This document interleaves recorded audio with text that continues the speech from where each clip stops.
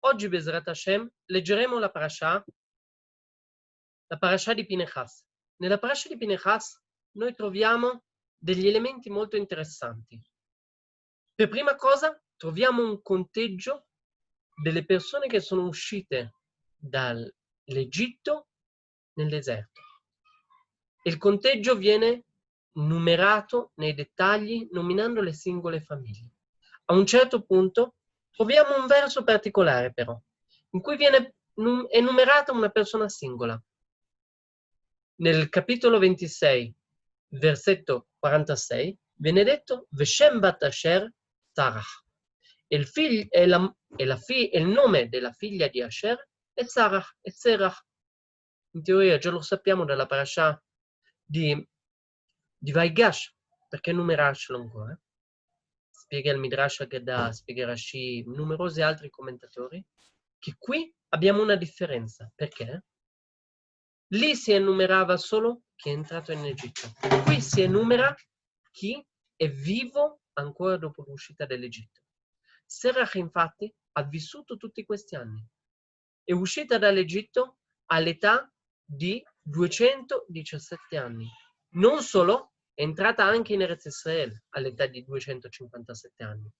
Serach è una cosa fenomenale. Il Targum Yonatan dice addirittura che è stata presa da 600.000 angeli per portarla in alto nel Gan Eden direttamente. Infatti, in Maseret el-Erech Eretz Rabbah viene riportato che lei è entrata nel Gan Eden viva. Perché ha meritato tutto ciò? Questa è la domanda da porsi, perché così riusciamo ad apprendere da lei qualcosa. Infatti, tutti i messaggi che ci vengono dati sono al fine di studiare qualcosa, di andare avanti, di apprendere qualcosa di nuovo. Bisogna quindi cercare di capire il perché.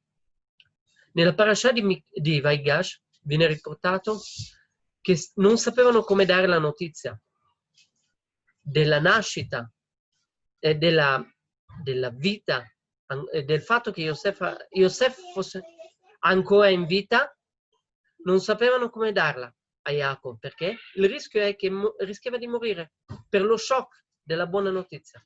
Esattamente come era avvenuto alla nonna Sara quando ha ricevuto la notizia che Yitzhak si è salvato dalla Kedat Yitzhak.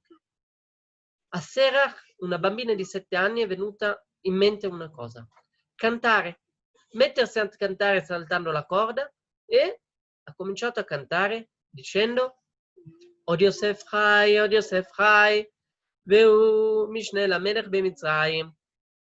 Yosef è ancora vivo, ed è viceré d'Egitto.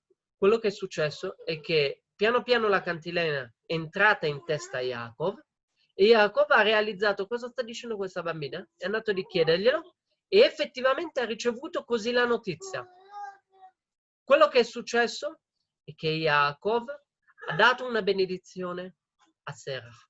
Ha detto: tu hai dato buone notizie, allora così Akadosh Baruch Hu ti dia Arichut Yamim, perché tu hai dato buone notizie ridandomi anima, ridandomi lo spirito, così Akadosh Baruch Hu te ne aggiunga sempre di più. E così ci insegnano i Chachamim che ogni persona che dà buone notizie e evita di dare cattive notizie ha la possibilità di Bezrat Hashem ottenere buone cose. Bezrat Hashem di riuscire a sfruttare questo e ottenere tutti noi sempre buone notizie. Shabbat Shalom, Umevorach.